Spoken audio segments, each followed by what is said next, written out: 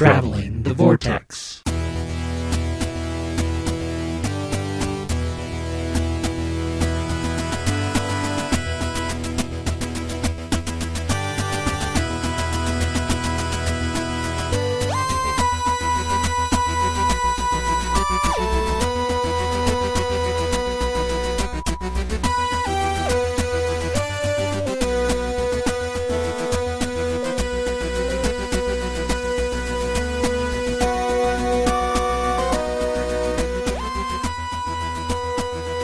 Well, hello and welcome to Traveling the Vortex. This is a new Doctor Who podcast that we've decided to put together and give a little perspective from a Midwesterner point of view.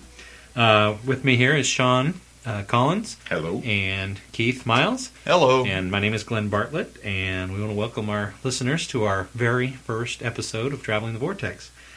First thing we want to do is just go around and introduce ourselves and maybe talk a little bit about how we got into Doctor Who and why we're doing this. Shaun? Well, my first memories of... I'm Shaun Collins. My first memories of Doctor Who involve getting home from school and hitting that odd, there's absolutely nothing on time frame between 6 and 6:30 or so when dinner was ready. And you can only flip through the channels so many times before you result to public television. And, it's sad when you're hoping for Sesame Street. But I found this crazy show with this guy in a scarf and a hat, and he was running around a rock quarry being chased by salt and pepper shakers, and I didn't get it.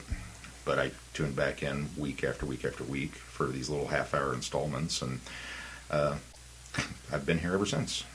So I'm going to take over next because we're saving Keith for a purpose here. And we'll explain that here in a little bit. But I got into Doctor Who virtually the same way back in the 1980s.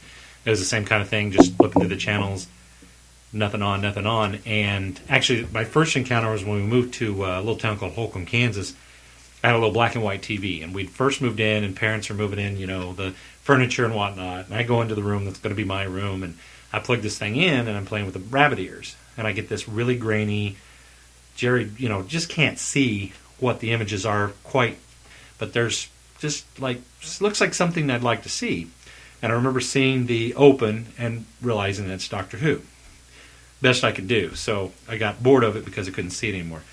A couple years later, going through the channels, trying to find something on, and the same thing. I resorted to PBS, which I hadn't watched since I was a kid when I watched Sesame Street, Electric Company, all that. And so there's this show, and same thing. It's this, crazy guy in a scarf, and he's running around. And I think the first episode that I saw was Ark in Space, I think is what it was. And, we've got these weird things, going on, and I just, it was cool. It was like science fiction on PBS. And I was like, what is this? I suppose we should apologize to PBS and KPW. We love you guys. We want to personally thank PBS for bringing Doctor Who to the UK, because it became an institution here because of, not quite the quality of BBC, but anyway, loved it from there, watched it probably up through until high school when I, for some reason, decided Doctor Who wasn't cool anymore, and they had introduced this guy named Colin Baker, and he was a bit odd for me, and I just it was one of those things where Colin didn't turn me off, but I just got disinterested in it. I had other girls and high school things and, after school activities, and it just kind of dropped off from there. And of course, I was reintroduced to it by Shaun, who, when I moved to Topeka, Kansas, which is where we live, met Shaun. He actually worked for me at a video store that I managed. We got acquainted that way back. And Shaun, you had just a plethora of Doctor Who on VHS. I spent some time working at Suncoast Motion Picture Company, which was a video store that didn't do any rentals. It was just strictly sell-through. And I spent a lot of paychecks there because they had BBC and, at the time, Fox, who had the rights to the VHS tapes, were bringing them out. And I was like, wow, I remember this show. And so I started buying them. And I really was not... That was the first real introduction for me to the fact that these story arcs were story arcs. I mean, I knew it watching it, but when you only get a half an hour segment at a time, a lot of times the subtle nuances of what you're watching don't really kick in. You just knew that you had to tune back in so that you could see if he escaped whatever was coming, or was the companion in trouble? And so that was kind of a cool thing. And once I got that, it was like, well, I need more because I'm a collector. So I had to buy more and more and more of them. Well, I don't know if you were like me, but when I was watching them on PBS, they had what I think they call now the omnibus episodes. And that was where there was an hour and a half or almost 2 hours of one story. So it wasn't a week-to-week, cliffhanger, boom, next week. I didn't know what a cliffhanger was for Doctor Who or that there were cliffhangers until I'd watched for about a year, maybe a year and a half, and they quit running the omnibus types where they'd stitch all the episodes together and started running in an episodic format. I don't know whether it was for, my PBS for some reason, decided they only had half-hour chunks to devote to Doctor Who. So when they started going to that, I thought that was just the way it was. Until later, getting into Doctor Who, I realized, no, they had taken and they'd stitched all these episodes together. So some of the stuff that I started out with was, omnibus, one episode or one story arc, all as one episode, and then broken up. But you bring up that point about you having all the, or I brought the point up, you having all the VHSs. When I met you, then you said, oh, hey, here. We found out we had this connection with Doctor Who, and we're like, oh, we're fans, and we chatted, and you finally said, well, here. And you would ship out episodes with me. And I had never, aside from the 5 Doctors, I had never seen, I think I had seen one Pertwee episode that I happened to catch the PBS broadcast out of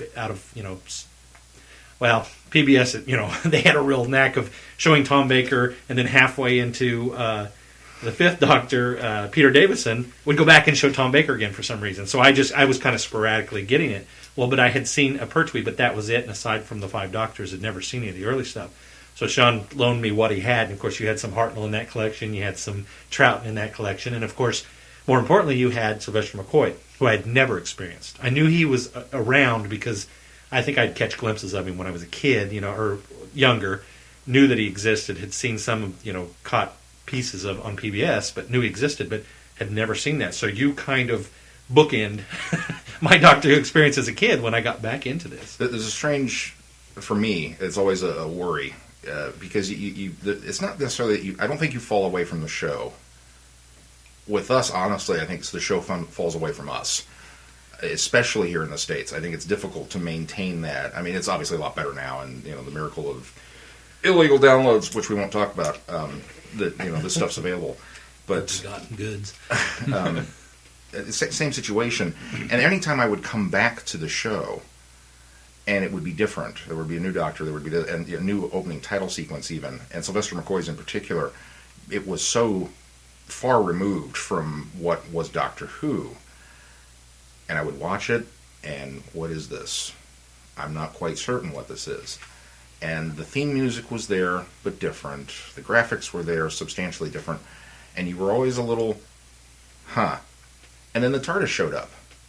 And as soon as that box was there, it was like, okay, we're good. I don't need a bigger... Yeah. And I had the same reaction with the 96 telemovie when I heard about it, and I was all kinds of excited about it, and then it started, and I was like, I don't know about this. And then the TARDIS was there. Mm-hmm. And even the new series, I think. And the new series was the same way. It didn't feel like Doctor Who again until the TARDIS was there again. That was the it's okay to like this moment. Yeah.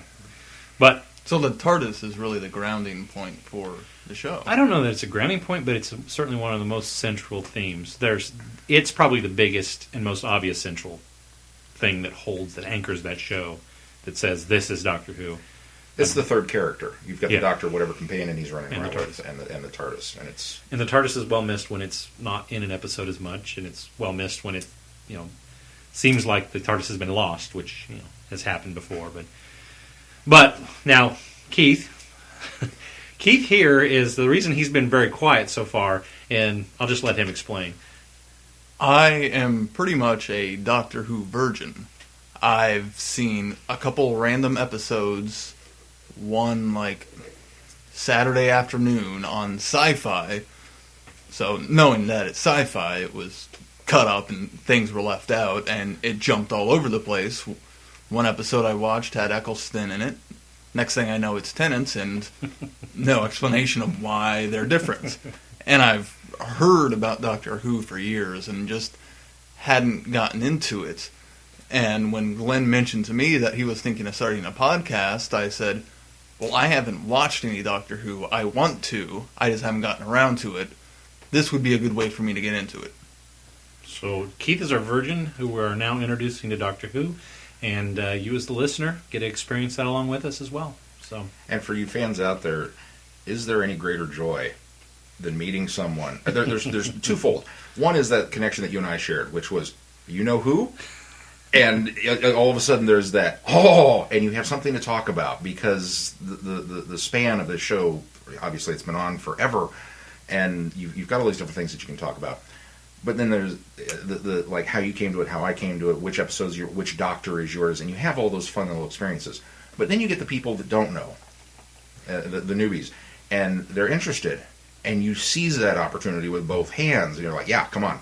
Come with me into the TARDIS. We're going to this. I think unless you have someone to take you along on that, it's really daunting because of the history. Yeah, 40 years. You don't know where to start. Yeah. Should you try to start way at the beginning, or should you start when they quote unquote rebooted it, when they brought it back with Eccleston, or can you just jump in wherever? You really need a guide for this sort of thing for Doctor Who because it's so expansive. It's good to have somebody around that's been there and they know, okay, this might. For the type of person or type of fan, science fiction fan, we must say Keith is a huge science fiction fan. Yeah. So he's at least got a basis for coming into this series. But, you know, they're for a science fiction fan, you might say, okay, well, you know, perhaps the new series is the starting ground. You know, perhaps the telemovie is a bridge between the two, and which I think we'll discuss later, you know, where we feel certain things, you know, where you would place a new fan. I think we've decided Keith will probably primarily stick with new series. We'll talk about that, and at least until I get completely caught up. Right, and then or you know, caught up enough. Well, I plan on eventually getting completely caught up, unless of course he the doesn't like it, in which case we'll kill him and replace him with someone else. Find another co-host. Anyway, but that kind of brings us to why we wanted to do this podcast. Shaun and I are huge fans. We've got a connection, but what we've found, especially with the classic series, is there's a disconnect in the Midwest. We basically get our Who fix from other fans online. You know, the occasional person you bump into the store. I think the new series has kind of brought back, you know, with the resurgence of Doctor Who, there's new fans of the series, and you've always run into somebody more frequently, at least I do, that have that in common with you. But to pull back into the classic series, you don't run into a lot of people in the Midwest. There's no connection. There's very few conventions nearby. So I think we kind of felt like this would be a way for us to sit down, share our thoughts with each other, and also the listener that's going to, you know, pick up on this, listen, hopefully the listener gets something out of this as well. And we build a community and connect and hopefully, you know, a Doctor Who community, not only locally, but, you know, worldwide. So it's kind of the way we went. Now, we've kind of talked about the format of this show, and there are a lot of podcasts out there that are doing Doctor Who, and there are a lot of really good podcasts out there doing Doctor Who. And a lot of podcasts have found their own niche, or whatever you say. And niche. Yeah, niche. It's niche. And they've all found, you know, things to do. Some of them are broad general, some of them are more specific. I think we decided that the idea was to just do this the way we wanted to do it, the things we like to talk about Doctor Who. But I think one of the formats we want to stay with is kind of the way other podcasts are doing it, where they have a news section, they have a feedback section. But I think what next we're going to talk about is news, because we all realize that, you know, we have professional jobs, and it's really tough for us to stay caught up on the news. So we didn't want to presuppose that we were going to be breaking any Doctor Who news, or maybe even giving news to Who fans. I mean, Who fans are very connected. They're going to know the news before or as we do. So it didn't really make any sense to us to say, okay, we're going to be delivering the news to you as far as the Doctor Who world. But what I think we want to do with this part, or this section of the show, would be we want to talk about our reaction to the things that are out there and the things that are interesting to us. So when DVDs release, you know, you might find us talking about, you know, that news, or casting with Torchwood, or casting with Doctor Who, or just things that come out. So at this point in the podcast, we'll kind of share our views of the news and reaction to things that come out. We'll pretty much geek out over the rumors or news that is out there. Exactly.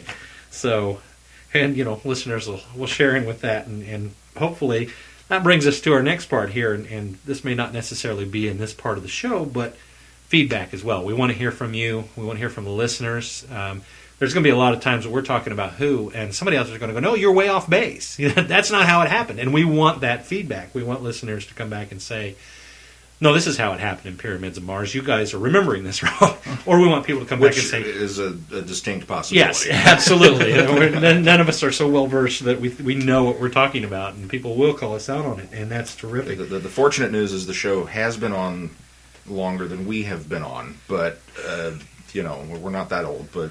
We're getting up there. I speak for myself. I don't remember things like I used to. Right. And so, yeah, if we're getting it wrong, please let us know.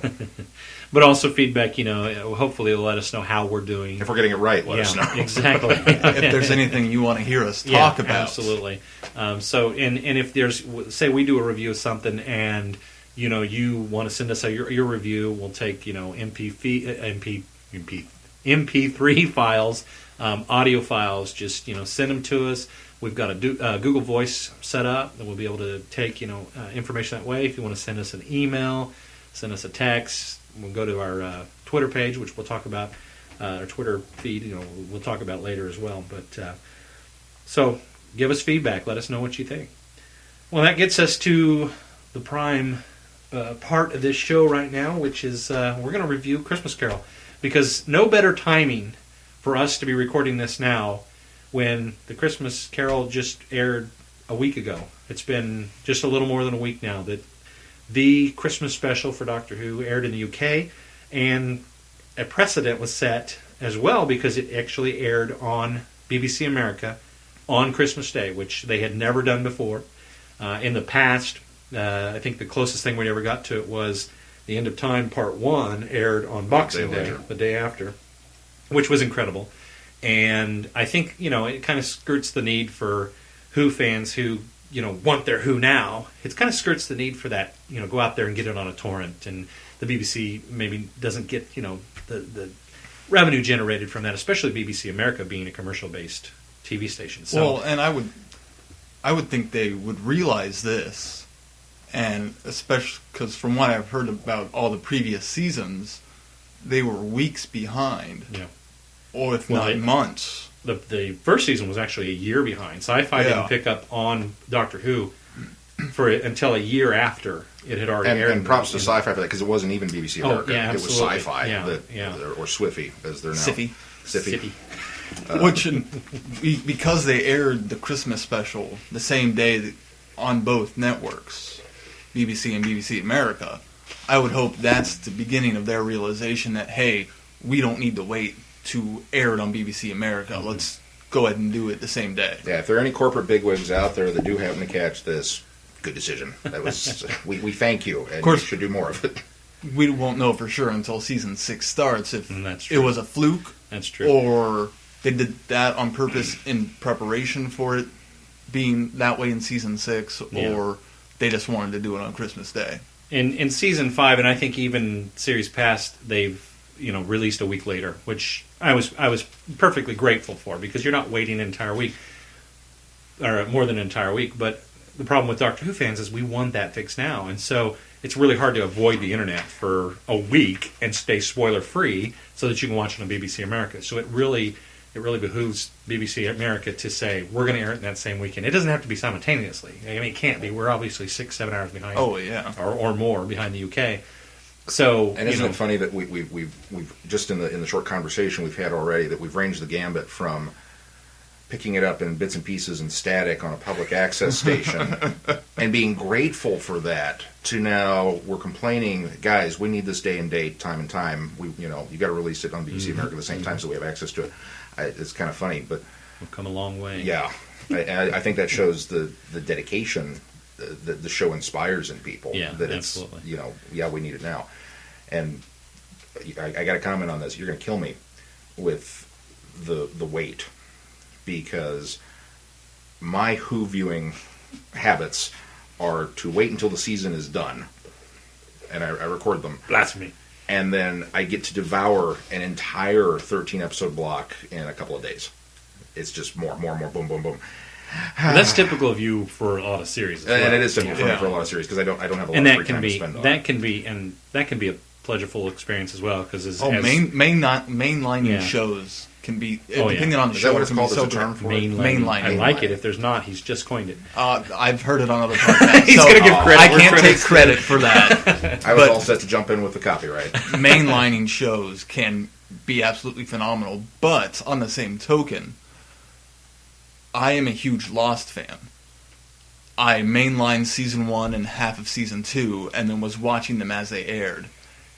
There's also a whole lot of enjoyments when there's a big online community that in between episodes you can get your fill in. Yeah, You can You're- talk you're about what chatting with happened. You're fans, and chatting. You're saying, theorizing. What do you suppose is? And I think that works a lot better with a serial type Like show Lost. Yes, whereas but- Doctor Who, while there's a continuing theme throughout the season, but yeah, no, absolutely. But you can still I continue completely to agree. discuss the one episode until the next one. Well, I'm hoping that this podcast will serve that need for my fix because making me wait. We're going to watch an episode, then we're going to talk about it, and then I'll have a week before the next episode, Yes. and Well, it will be We can intolerable. try to arrange the recording so it's midway between That's right. That might the be viewings. So If I come in shaking and scratching myself, going, you'll know why. So, Well, let's move on. Shaun, what did you think of the Christmas Carol? I want to get your opinion first. Then we're going to go to Keith because then this is the new set of eyes. So let's go Shaun first. I really liked it. I was impressed on many levels. I was impressed on the Christmas special aspect of it. I thought it was, I think it was Matt Smith who said that he felt that Stephen Moffat had wrote the most Christmassy Christmas special ever, and I would agree with that. It was definitely steeped in that, and the most, it felt like Christmas out of all of them. I thought it was a fun story. I thought it was well told. Matt Smith continues to impress me with his take on the Doctor, and it was a lot of fun. There were a lot of moments that I loved, and overall it was really, really good. Keith, from a new Hugh perspective, you've seen some Eccleston, you've seen some Tennant. Everything's which out I of don't order. remember very well Very those well. episodes. So this is your first experience with Matt Smith. And so yeah, now you've this is- seen the 3 new Doctors. I've seen the 3 new Doctors. I don't remember much of Tennant or Eccleston, but I really enjoyed it. I thought it was a lot of fun, and along the Christmas line, I liked the take on the Christmas Carol that they did, and the fact that they didn't try to take credit for it. They said, "Oh, we're going to do this," and literally said, "Christmas Carol, this is what it's going to be." And that they didn't try to take credit for that. I really enjoyed watching the Doctor interact with the people, and even when he was by himself, the quirky little mannerisms he had a lot of energy, which made him really fun to watch. On the same token, I had a little trouble understanding him at first. I had to go back and rewatch the first half of the episode to make sure I got everything. But that's just me not used to watching as much British television. Mm-hmm. Yeah. Well, I absolutely love the show.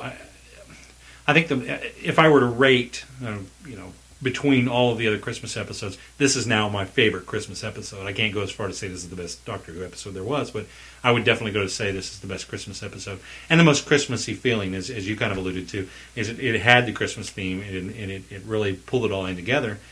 And Which is interesting because it's the first one that's set, as far as not just at Christmas time, but set on a first this is the first planet. off-world story that we've got. All the rest at of them have Christmas. been back on Earth for absolutely. Christmas. And Although yet- it's I found it interesting that we're off-world, but we're still dealing with a colonized planet of Earthlings. That it's still Earth and all of Earth's mannerisms. And See, and the first time I watched it, I didn't quite get the fact that these were humans colonized from Earth. Mm-hmm. I thought they were just the original inhabitants, and I'm like, they mentioned the fact that they called it something other than Christmas, but then they didn't mention that again and just kept calling it Christmas the rest of the episode. Right. So the first time I viewed it, I didn't quite understand that. Going back and rewatching it, I understood that better the second time. well, and just it, back to it. Just really, it had a Christmas feel. It was a lot of fun. I thought the acting was superb in it. Now, what I found interesting about it is scene comes up. We've got the opening or the pre-opening credit sequence, which I thought was phenomenal. I love the homage to the Star Trek. Yeah, All the ship. lens flares. It's even and- called a Galaxy class starship. I mean, it was just that was great. You've got your Geordie LaForge looking character with the half visor piece thing. You've got the the navigation panel that just looks the same. The captain's chair, even the raised background where they stand higher in the back off the bridge or back of the bridge. So I thought that was neat. It was like, place it there. The first person to come out is Amy. Who's in the honeymoon suite? Amy comes out, and Amy Pond, which we're going to have to get into a little bit of spoilers here, T. Keith, so forgive us because I'm going to have to reference some stuff. Having not watched any Matt Smith or much Doctor Who, my knowledge of Doctor Who goes down to, I know the Doctor's a Time Lord, he regenerates, and he always has a companion with him. Right. So watching the episode, I just had to kind of extrapolate the fact that the redhead is the companion. Yeah, there you go. And the guy that's with him apparently is her husband, and they're recently married, and they're celebrating. They're on their honeymoon. Now the neat thing about that, and I felt a little embarrassed at first when they allude to this, but Amy Pond comes out in the police girl outfit, and you're wondering what's going on, and the captain asks, what are you wearing? And she's like, just kind of blows it off. When Rory comes out then later and he has the Centurion outfit, I thought, this is odd. But then it kind of clicked on what was going just as Rory says, well, we were having just a bit of fun. So there's this little sexual role-playing joke that goes on there, which this is a family show. It's a kid's show. And I felt a little uncomfortable, but then I thought, no, they really played it off that a young person, 8-year-old, is not going to get what happened there. But that was just a little bit of grown-up humor that it makes you realize that the show is accessible to all ages. Yeah. And they are recognizing that it's accessible to all ages. And I thought that was a neat little ploy. So, so to go to that... And just for the record, anytime they want to put Amy in the policewoman outfit, I'm fine with. I bet we don't see that revisited. But I know, but... Which is funny. Because Amy was quite short on skirt and quite short on a part. Because I realized this. The credits come up, and we see Matt Smith, and we see Karen Gillan, and then we see Arthur Darvill, which is Rory. Which we've never seen Arthur Darvill's name come into play in the opening credits. It's always been Smith and Pond. Or Smith and Gillan. And so...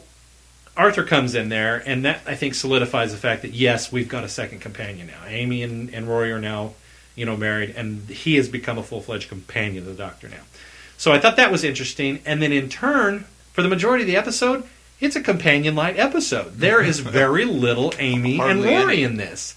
And so that kind of took me back. But then what that also did is it let Michael Gambon's character be more of the companion in this one. I mean, he felt more like the companion than anybody else. And it really made him shine, and it focused on his acting. It focused on the character that he developed. And the man had a range of emotion I could not believe. Oh, yeah. He really stole the show in this, if you ask me. I mean, he was just slightly more character than even Matt Smith was, who Matt Smith often steals the show for me in most of these because I love Matt Smith and I think he does a good job. But it just Michael Gambon's character and his portrayal of this character was incredible, and I really loved that. I thought the acting was superb, and the actress's name escapes me now, but the gal that played what's the names? I can't remember anybody's name. Chick in the Freezer? Chick in the Freezer. We'll just call her Chick in the Freezer now since we're all bad with names, but Chick in the Freezer. Note to self. She is Catherine Stevenson, I think, or... Oh. She's a real opera singer. Here's one of these instances where if you have feedback, you're probably shouting at your iPod now or your MP3 player saying, it's this person, and we're going to go, okay, well, send feedback. Apparently I need to take better notes. But you're right. She is a opera singer. She's not an actor. This is her first acting venture. And I thought she did a I thought she looked really familiar. Job. She's, as far as I know, she's never been anything other than on stage. Abigail. No. Abigail was her name in the show. Yes, Abigail. Yeah. Abigail. So, all right, half down. They did a superb job. The acting was good. The story was great. And back to the most Christmassy episode that we've done. We've had Russell T. Davies, who's done these past Christmas episodes. And I remember seeing a interview with Moffat. I think it might have been on The Confidential, where he talks about he was afraid because this is his first Christmas episode. This is the first time he's done it. And he wasn't sure he could do it as good as Russell. And Russell has done some pretty good Christmas episodes. They're all event. They're all big spectacular episodes, and they're very, And so he was worried about writing this and making this interesting. And then he wrote it and it came out, and the reviews were great. And everybody said, "Oh, it's great. Good job, Stephen Moffat, on your first attempt at Christmas special. You knocked it out of the park. Perhaps better than Russell."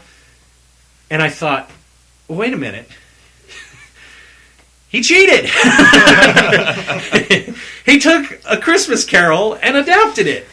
But what he did is he took an idea, and he took a format, and he made it his own, and he really did a great job. And I kept going back to the saying that a friend of ours is very, very, well, all of ours is very good to quote.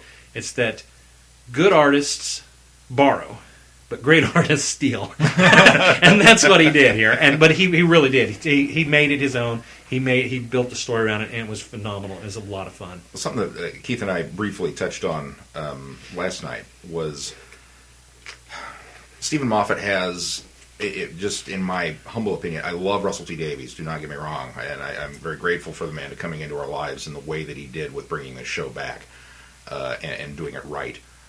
Stephen Moffat has written some of the best episodes of the new run. And all of them feature this really interesting time folding back on itself kind of idea. That, and in a way I think Stephen gets that more than anybody else, is if you're going to do a time travel story, let's do a time travel story. And in many ways, in some personal ventures that you and I have had, failed miserably by not being able to pull it off. And I think he's able to pull it off. And in any of his stories where, just as soon as Matt Smith looked at the camera and said, "All right, we're going to go do this," and then he winds up in the film of this kid's memory, I knew I was in for a treat. I knew that they were going to pull this, wink, wink, nudge, nudge with us. Wibbly wobbly, timey wimey. Exactly. Which I've heard that phrase, and I understand it's kind of to just fudge. It really does blur the lines. Yeah, blur the lines. But I'm a big time travel fan, and I've found that a lot of times time travel takes just looking at it at a different perspective. Not all time travel stories can be looked at with the Back to the Future standards. Formula, yeah. You have to be careful. I'm going to warn you in advance. Do not dog on my series. I love Back to the Future. It's the staple. I now have it on the formula Blu-ray. is the staple of time travel. Every sci-fi fan says, ever since how does this work? Even in not a spoiler for you here, because in the season Lost, there's a reference to that as a time theory in Lost. So let's just throw that out there. But it's for all of you out there listening, Back to the Future is the greatest trilogy ever. I will put that up there against Star Wars, and I'll take all comers. But we might have to have that conversation later. While great Back to the Future is, but as Keith's wearing his Star Wars T-shirt, point out. The way they did the time travel and the way they cut the episode, it wasn't so much. At least I didn't get the impression so much that it was something that had already predestined to happen. Like most time travel, when you go into the past, you bring up the dilemma of, okay, did this really cause this in the future, and that whole paradox, whereas he literally just changed the past, and all the present day shots we saw was not him remembering. The way they cut it on a surface glance, it would look like he's remembering things as they changed, but when you really stop to think about it, he's remembering everything at once. Yeah. And we're just seeing it at the same time as when it's actually happening, which I thought was a very clever way to tell a time travel story. That it's pretty rare to find a story like that doesn't involve the paradoxes. But there were a few issues I had with the time travel in it. Uh-oh. All right, let's have them. Bring them on. Like the painting. That painting shouldn't have changed. I know it was. I know why they did it. It was for character development, showing that he's a different person now because of what the doctor's done. But it should have stayed the father the entire time, because at the end, it doesn't make sense that if it's in the present that entire time, it doesn't make sense that at one point it would be Abigail and then go back to the father. I was a little surprised that it switched back. Yeah, I would have been fine with it. It didn't bother me so much that it switched to Abigail. Which Yeah, I thought was cool. I agree with that. I think it was odd that it switched back. And the only rationale that I can have for that is because he wavered between his devotion and love for her and trying to be the dutiful son or whatnot. Or really, what happened is after she told him, "Look, I'm doomed. I only have so many days left," and he kind of shut down. In a way, it made sense that he would kind of revert back to father and put away the silly things of what was I thinking, young man's fancy, and all this kind of stuff. That he would kind of fall back into that. But the painting is still in the present. Everything up to the present would have already happened while he's remembering all of this, because it would have already happened. So at that point, the painting should have stayed as Abigail or not changed to Abigail at all, because he's remembering all this because his new set of memories, all of it's already happened. So it wouldn't change the present again. See, now, I never saw a change in the time stream. I never saw a change revert back in the time stream. The painting, we only see the one time. So I assume that the painting of Abigail is still there, even after he sort of reverts back to they show it again after he realizes that... There's actually 3 shots of the page. But we see that it's still Abigail. No, it's the dad. At the very last time you see the painting, it's the dad again. It's the same... See, I guess what I didn't get was that it was the painting that was changing. I just got that there was another painting there, and that happened to be Abigail. I think maybe that's where I was getting around that, because I thought then suddenly the painting of Abigail is there as well, because now there's 2 people that were important in his life: his father, and then Abigail. And so that's where I was going with that. So I never saw that painting changing back and forth, which it may have. I'm not. Which in either theory could be fine, right, because we never saw both paintings, and that's what I'm. Yeah, and that's what I say. They could be separate. My thought about that is the fact that I don't think that he, even when he reverted back to his miser self, the reason he reverted back to his miser self is because he lost the love that was developed. That the doctor put him in a situation where we went back every year for Christmas Eve, and we saw, Abigail and they had a grand time, and obviously there's a love relationship developing there, especially as he's older. Hopefully, as he's older, but there's a love developing there, and he's now found his love of his life, and then she has to break this news to him. I only have one more chance. I only have one more day. And she finally, after all this time, tells him that's what this thing's counting down to. And so, which I kind of assumed early on. Okay, now this guy can't ever let his love out again because she only has one day. So that was the reversion to me. And so I felt like it was still, everything that the doctor had done didn't revert or change or go back.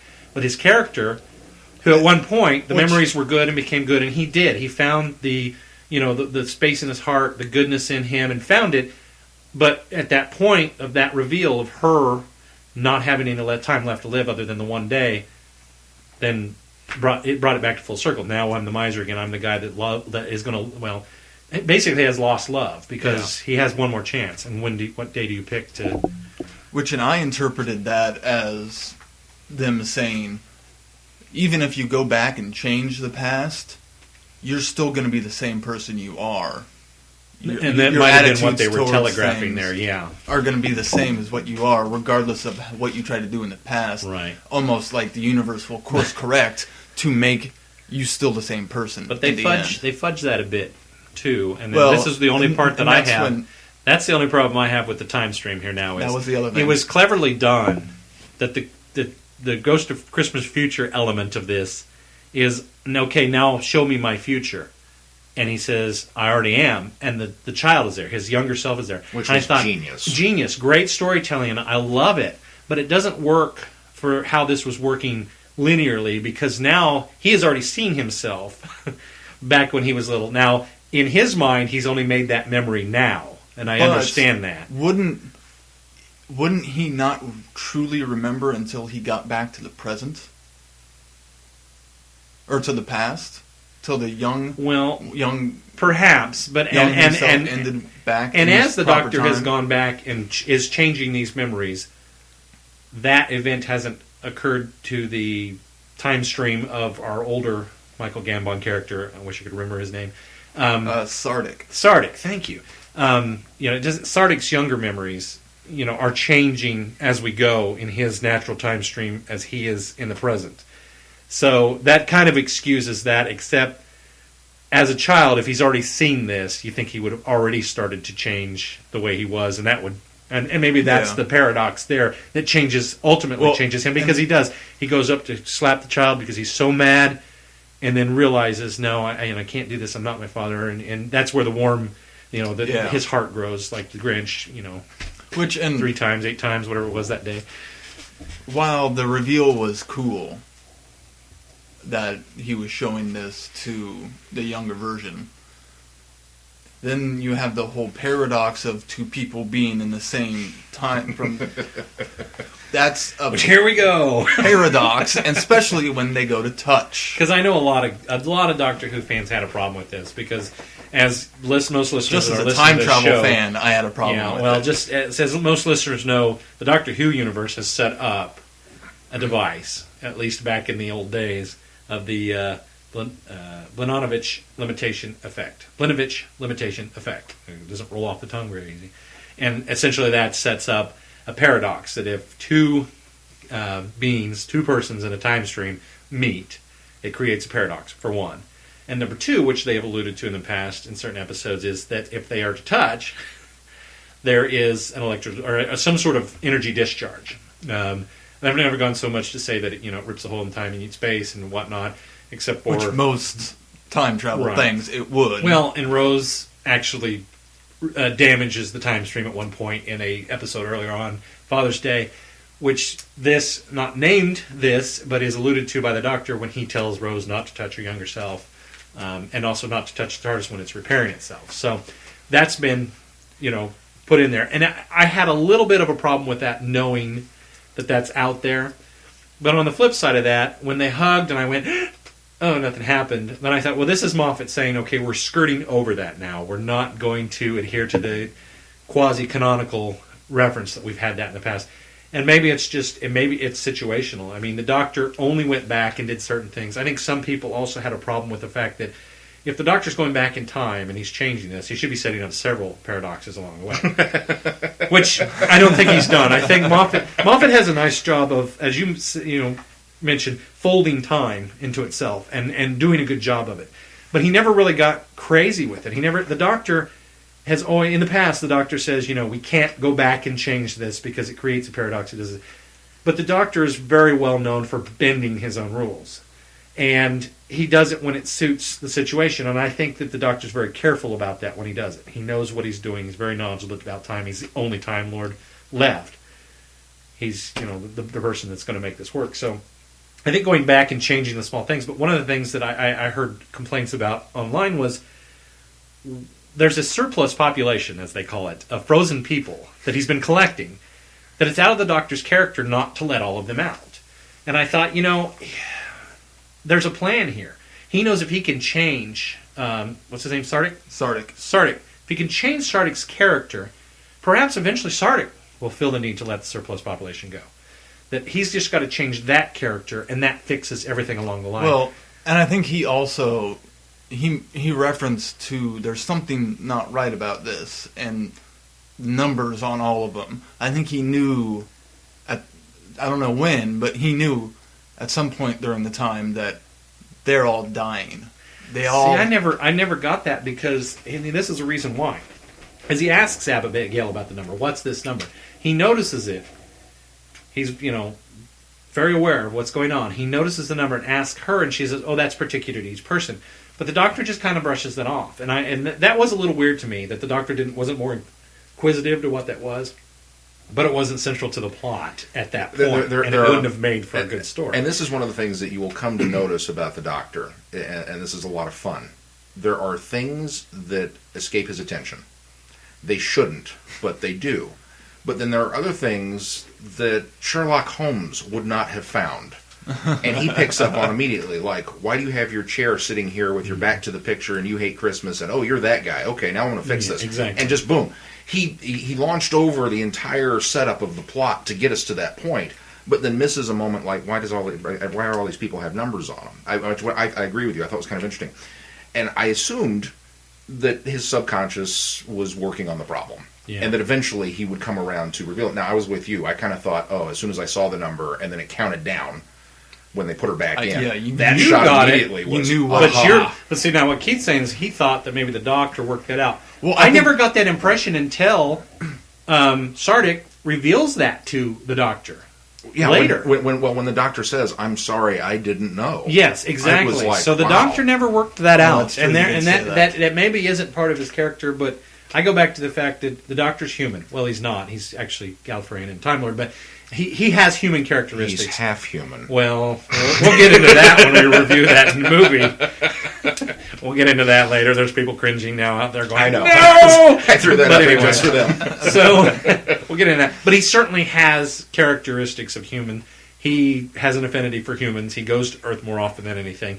He really comes across, and there's just things that he's going to miss, and I accepted that, and that was the way that I kind of glossed over that inconsistency. What's interesting, though, is you're right, that we have a couple of idiosyncratic problems here with the end of this episode, which is, we've got, and I suppose we should have apologized in advance, spoiler alert for anybody who hasn't seen this. If you haven't heard that.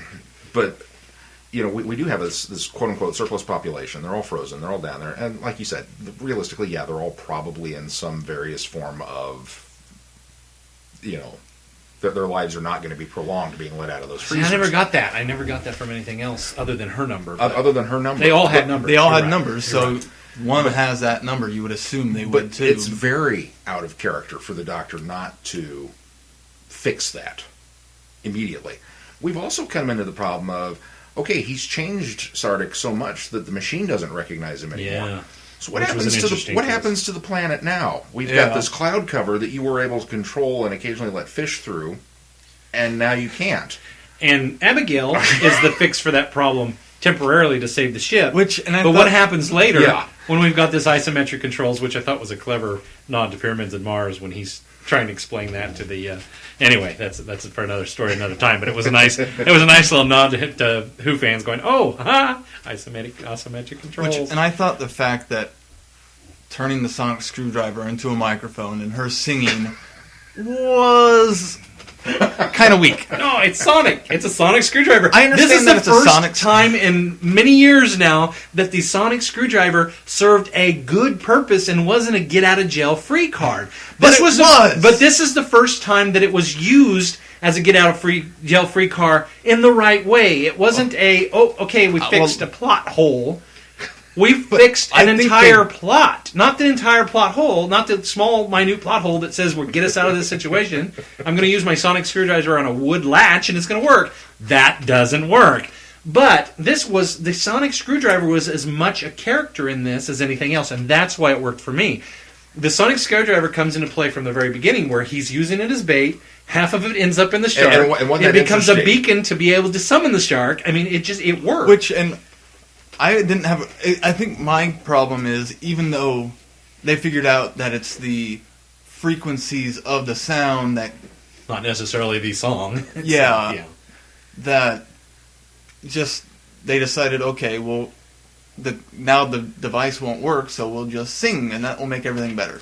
I thought it was really interesting because we've talked about this before. The sonic screwdriver has been a get out of jail free card. Which It's been a I would crutch lately. Yeah. I would have Really been fine has. if it was the sonic screwdriver doing whatever to fix it, but it's just the singing aspect. I know they set it up that way. The nice I thing saw the about setup it, though, all the way was through it. It was a but- beautiful moment, though, for the end. It was set up nicely with the shark in the thing when it comes to attack them, and she's singing to calm it, and it's soothing the beast. yeah. And it's a nice device for the beauty of that song, which is gorgeous at the end. I mean, I It almost was teared a- up from It that was a song. gorgeous It was song. really I good. just found it kind of a little too cheesy. Here's something, and I'll go back to that. It's a Christmas sentiment. episode, so it should be too. No. I'll get back to that sentiment. Well, that's in a what the moment. No. heartwarming part of the show is supposed to Yes. be. Well, yeah. I thought it was really interesting that the sonic screwdriver, which we've had discussions about, and it's very much a crutch. One of the first things that happens in this episode is chomp, and it's gone.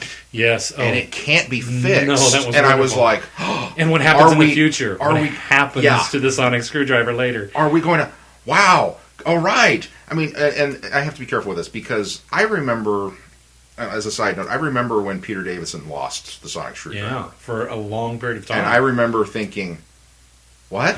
I mean, it was like his best friend had died. There was, and they didn't bring it back. He didn't reconstruct a new one. He went all the way through. I'm not even sure Colin Baker I had don't it. I don't think anybody had No, it Seven until- had one. Seven had one. Yeah.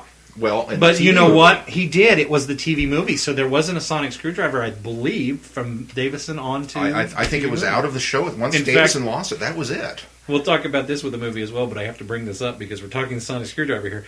Sylvester McCoy, cleverly on the extras as I've read, mentions that his doctor never had the sonic screwdriver in the series. And if people are very clever and they watch when he uses it, he's actually got it backwards. Because he didn't know which way to hold it. And they kept it that way. So I thought that was interesting. But anyway, But I thought I it was- digress. I thought it was really cool that they took it away from him. And okay, we've removed the crutch. Now let's see what happens. And I was really excited But over he that still aspect of the story. uses the sonic But then it turned screwdriver. around, and like you said, it did kind of become the Get Out Joe for. Now it did it in the manner that was finally fitting for this thing. That it's a sonic sound device. But okay. it becomes a device from beginning to end as well. But and it that's did, what helped me. and that I thought was it was a clever play on how to do it, while at the same time taking away the we're going to take it away from you, but then we're going to give it back to you. But we're going to give it back to you in such a manner that it makes sense as to why we did it this way in the first place. And it wasn't just a cure-all, which it's a lot of Star Trek episodes have that where we'll reverse the tachyon flow of the pulse drive and the magnetic flux. From Doctor Who. And that comes from Doctor Who. Reverse the polarity flow of the neutron, whatever. What I think is funny is that a lot of Doctor Who episodes, they'll even throw that out, where they won't bother explaining. They won't come up with technical gobbledygook. They'll just say, this is the way it is. That was a classic era thing of making some technic babble up in order to explain something away. We don't do that much anymore. Not really. Yeah. We just kind of gloss over it. I think Now, there's if I remember, there's an allusion to that they kind of play with. I think that comes with us being a much more technological age, Absolutely. and people will be like, people are more in tune now. That doesn't make any sense. It's like 2012. Gamma rays. That's all you got to say now. Yeah. Gigawatt. Or gigawatt. They don't even Gigawatt. go there. No, there's no gigawatt. Don't it's even gigawatt go there. now, and everybody knows it's a gigawatt, but it was gigawatt in 85 because nobody knew. Yeah. Okay, now going back to what you said about cheesy. There are, and this is something that I've kind of fought with watching this, there are moments in the show that I agree with you were, really? The sci-fi fan in me came out and went, you've But harnessed... Doctor Who is science fantasy. You've harnessed a thing to a shark, and you're going on a sleigh ride over the town. Seriously. Oh, but fun. But then the Doctor Who fan in me stood up and slapped down the sci-fi fan and said, no, bad. And I was okay with it. I got to ask you guys. Go ahead. I'm not trying to interrupt you here, but what did you think of the fish? What did you think of the shark? I thought it was a neat plot device, a neat Flying plot fish, element. flying shark. How they quasi explained it, I thought I was okay with it, the way they explained it. They right off the bat said this was another world, so I'm not expecting something like this on Earth. And then they gave some sort of explanation as to why they're flying. I was okay with it. Yeah, I think my only thing was, and this was fun because my techno geek came in, and my first thing was, oh, what do they eat? Flying plankton? What is the food source? And then was fine with it when the doctor then says, what do you eat? I mean, he even questioned it. And I thought, okay, it's fine. If the doctor's questioning it and I'm questioning it, then we can just say that was good and move on. I don't have to know what they ate because the doctor pointed that out. And they made it a point to say, we realize that's out there and it's just out there. And so I was fine with it. And that's part of the sci-fi fan in me that can accept that. The non-technical sci-fi fan in me. The non-hard sci-fi part of me. Right. Can accept it's another planet, anything's possible. Absolutely. And that's something that I think Doctor Who in particular requires you to do. There's a lot of, you've got to take this on a leap of faith, that this is how it's going to turn out, and just go with the flow, because it's Doctor Who, which has always been one step removed from, the real universe of Yeah. things, which I think is another reason why the opening, like you pointed out, the Star Trek ship was so... Because it didn't look like anything else that had come before. Right. They've not done that. And it didn't look like a jab at Star Trek. It looked at an homage, is what very it much looked so. like. Very They much didn't so. try to make fun. Yeah. They made fun at the expense of Star Trek, but as more of an homage than a. Well, and how many episodes have we seen where the ship's crashing and it takes an hour? Absolutely. And as soon as she Yeah. said that, we've only got an hour. We've only got an hour. I An laughed. You know, Well, isn't that as long as the episode? How convenient. time to It's solve one of the best. problem X on planet Y. One of the best openings too. Come along, Pawn, on the thing. And the captain says, "What does that mean?" She says, It's Christmas. It's Christmas. And in the opening, that was just so fantastic. Anyway, well, let's kind of wrap up our discussion. Was there anything else you guys wanted to talk about that you guys liked about? Well, let's move on to if you were to, let's say, we'll probably develop a rating system as we go along here. Maybe something a little clever this, but let's go with stars for now. Out of 5 stars, what do you rate it as an episode? I got to go with solid 4.5. 4.5. Yeah, I really liked it. I think something you had said was interesting, that maybe as a Doctor Who episode, it may not have worked. As a Christmas special, it totally worked. Well, I wouldn't go that far. I think it works as a Doctor Who episode. It doesn't work as one of the best Doctor Who episodes. It doesn't. It works. It still felt like a Doctor Who episode to me, but I wouldn't say this is the best Doctor Who episode. I would go so far to say this is the best Christmas episode that they've done in Doctor Who. So, if you were to be able to rate it, and you don't have a lot to go against as far as the since past. I just have my own experience to go off of for it, I would have to give it 4 stars. I really enjoyed it. As I mentioned, I had a couple of issues with it, the time travel aspects of it, and that could be just me getting used to how they do time travel on Doctor Who. But it did make me really excited to watch more. Oh, good. Because I Good. enjoyed it that much. And I had fun watching the episode, which really that's what matters, is if you have fun watching the episodes. What'd you rate it? I'm sorry. 4. 4. You got a 4. Okay. So we got a 4.5 and a 4, and I'm going to go with 4.5 as well because it's not a perfect 5, but it's very close, and it's especially very close. If I were to rate all of the Christmas episodes, it's a 5 on that list. But as a Doctor Who story in general, it's a 4.5, and I think it's now supplanted Christmas Invasion as my Christmas Invasion used to be my favorite Christmas episode. It is now this one followed by Christmas Invasion, and then some people would disagree. Feedback, but Runaway Bride's number 3. But we'll get into some of the Voyage of the get Damned into that low no, on the list. No, really low on the list. Really? Yeah. The only thing Voyage of the Dam, we're getting off track here, but since we're talking Christmas episodes, the only thing that Voyage of the Dam I think merits is it was a decent story.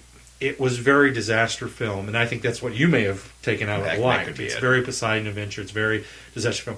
And from what I understand, and this is just what I've heard, is that it was neat for them to have done that because back in the day before television programs in the UK did big Christmas programs, what happened is on Christmas night, everybody gathered around the TV set and they watched disaster films, and they watched a movie. They would always have a movie every year, and that was kind of what they usually picked was disaster film, big epic films like Poseidon Adventure, Towering Inferno, some of those. right. That was and so I think what Russell T Davies did was he said, we're going to do an homage back to that style of Christmas episode that people gathered around Christmas night, watched these big epic films, and I give it merit because of that. But overall, as a story, it's really my least favorite. I think. And going back to the ratings, I think after watching more Doctor Who, I would probably rate it differently going back to rewatch Absolutely. So, because you're going on a basis of very Of- little knowledge of just the background. sci-fi in general. Yeah, absolutely. Which is impressive that you gave it a 4. Just as big of a sci-fi fan as you are. Just because it was so fun. Yeah. And for the most part, the time travel was good. It was just those few small inconsistencies which knocked it down to a 4. Which I still think we've got a lot more we can go into than that, obviously, because it's time travel. But my roommate, Will, sat down and watched it. Now, we've attempted to get Will into Who before, and unfortunately, or maybe not, depending on what side of the fence you come down on, the first episode that Will really sat down to watch was the pilot with Donna Noble and the adipose babies. Oh God, I was there. And you were there for that. While a lot of fun, not necessarily the best introduction to Doctor Who. No. And Will kind of has come down on that. He's gone back and he's watched Christopher Eccleston, and he really, really likes Eccleston. He doesn't really like Tennant. He just, for whatever reason, the switchover was too much for him, and he didn't do that. But he sat down and watched most of this one with us. And I think probably, he sounded like he was having a good time. Like you mentioned, that it was just a lot of fun. And even those moments, like Flying Fish, which Will would be very much against, because he's more of a serious, sci-fi fan. Even that stuff was okay, because it was, a Christmas episode. It was framed correctly. It was framed correctly. It was glossed over. So. Which I think Matt Smith's energy and the way his mannerisms make it more fun to watch. It's almost like watching something like he could have been on Pushing Daisies, the way he talks and interacts. He's with a character in itself. Yeah, he's so quirky, and I like quirky characters. Yeah. So I think that helped raise my rating on it too. Yeah, I think it's interesting that so many people tried to say, well, he's more like Trout and he's more like Davis and he's more like, they were trying. He's got McCoy, and I don't think he's all of anybody. I think he's his own character, and he's brought a lot to the part. And I think this really was even a better performance from him than we've seen in a lot of stuff. He's been great, don't get me wrong, but this was probably his best performance as well. And for anybody who's not necessarily sold on Matt Smith yet, it definitely just, as with all doctors, there's that adjustment period. Mm-hmm.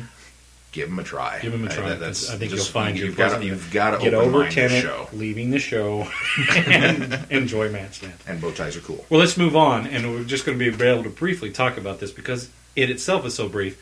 What did you think of the trailer? Now, this is going to be hard for you to discuss because you have no frame of reference. But Shaun, I saw a Chuthalu monster, and that was about it. I was pretty excited. I liked the just first of all, bringing River Song back. Okay, I'm there with you because I love her.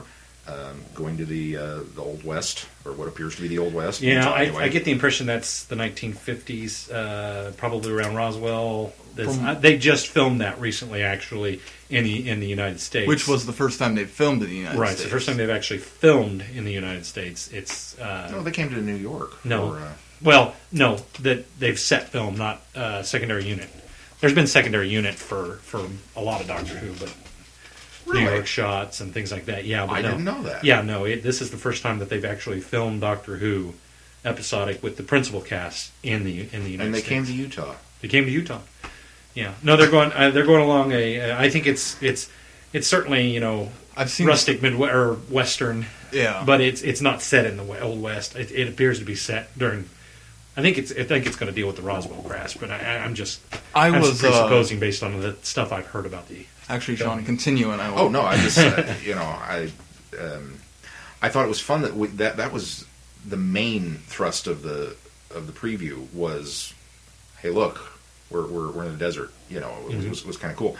But normally we get the little flashes of the entire upcoming season, including, the monster's back, because that's always kind of a big moment. Hey, they're bringing back the Daleks or the Cybermen, or oh my God, was that a Sontaran? And they just kind of spoil that little stuff, and they didn't give us any of that. Well, we just got a little bit of that, and that was pretty much it. Let me tell you, they've said in interviews now.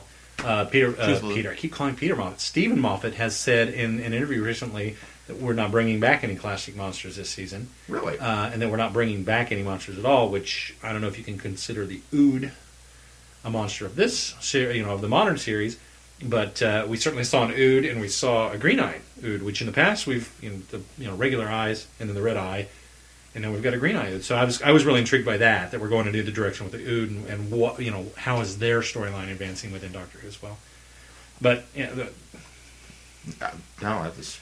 Well, I'll move on. I'm the same way. I was just wowed and interested in some of the shots. I did find it seems darker. I don't know if they've just taken the trailer to make it look like a darker season, but it really looked like they're taking a dark approach to it, especially in some of the shots where River and Amy have like stitching on them. Yeah, it looks, or just like not so much stitching. if It you looks look like very close, looks like somebody drew on No, them. it looks like stitching to me. If you look in some of the shots, It looks like 1, 2, 3, 4, 5 like hash marks. hash marks. Yeah, it looks I like didn't hash think of marks that, on but I it. was looking at it. Because Yeah, I've gone that through could and be. That could be.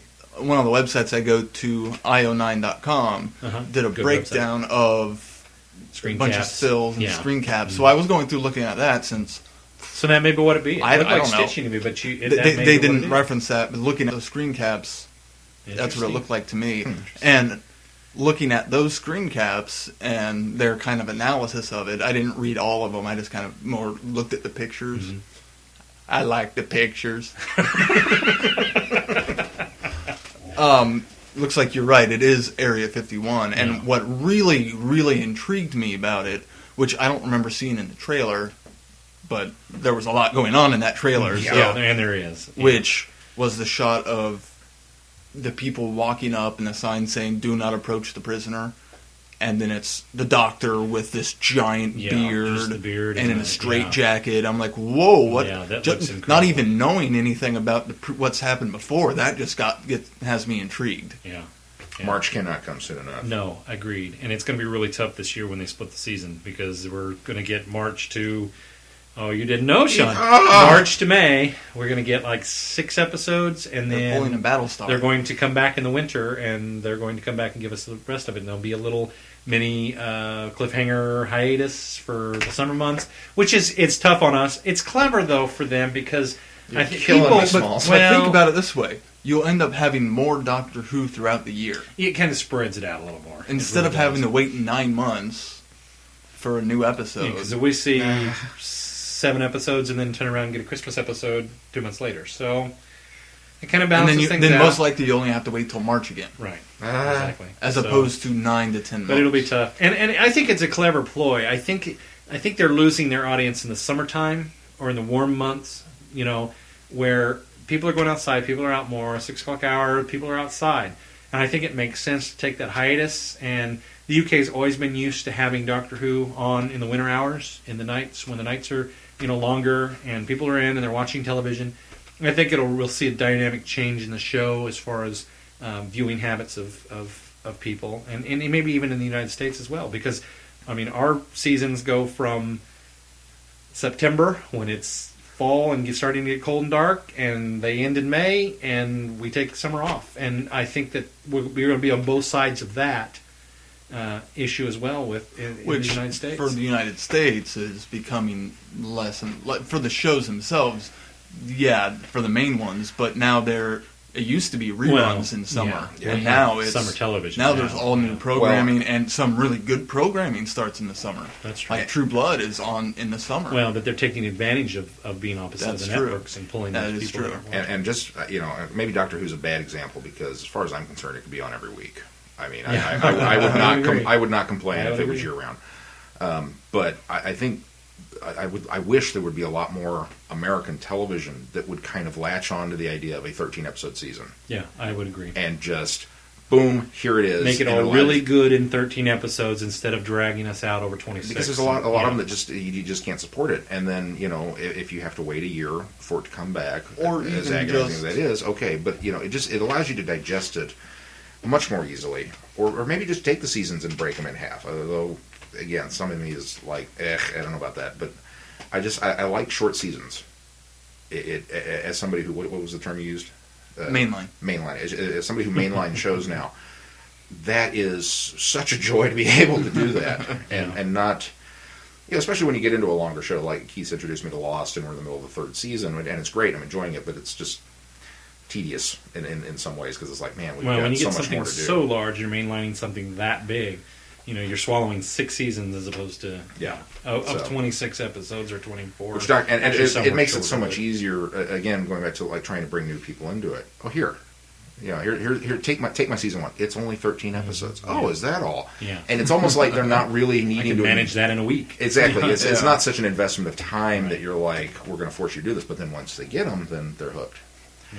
So where do we go with him now? We've watched Christmas Special, which you Well, liked. I Where think- where do you want I to think go what our next? idea is- Let's travel the vortex. Where do you- I need to watch season 5 before we can start season 6. That's true. I need that history because obviously you said River Song is back. I don't know who that is. We'll really go back to season 4 in order. Are we going to Technically, So, yeah. But she is in season 5, and she's in season 5 a lot more than she is in season 4. Okay. She's in a 2-story arc in season 4 where we get introduced to River. But Well, if we have the time, maybe I can go back and watch those 2 episodes or however many. But at least season 5, so I can be caught up with Matt Smith in order for the 6th season to I think start. that's a good idea. All right. Of course, we've got the Doctor Who movie coming out in February in the United States.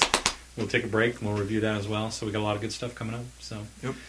Well, I think we're going to close the show now, but we want to encourage people. I'm not that done can. talking. I'm afraid I don't want to go more than an hour. We might bore the one listener we already have. So at this time, let's plug our Gmail account, and if you want to send us feedback right now, you can contact us at travelingthevortex@gmail.com. Is that spelled just like it sounds, Glenn? Just like it sounds, Traveling the Vortex, all one word, @gmail.com. So you can send us an email there. You can also follow us now on Twitter. Just look up Travel Vortex, all one word, Travel Vortex. Couldn't fit Traveling the in there because they don't allow as many characters, but Travel Vortex. And we also have a Facebook page, so be sure to check us out on Facebook /Traveling the Vortex, all one word again. So, and we'll keep you up to date there. Hopefully we'll find some listeners, or some listeners will find us, and download this on your feeds, and we hope to have this on iTunes. We hope to have this up on an internet site. Eventually we'll have our own up and going, and we'll have a URL that we'll give you for that, but right now we're going to be able to get this from probably some of the podcasting websites that'll host us for now. So Your favorite podcatcher. that's right, your favorite program us into your favorite, what do you call those, aggregators now? Yeah, I think so. Podcatchers. So, well, that's going to do it for us. This is new. For Shaun and Keith, I'm Glenn. Thanks for listening. Thank you.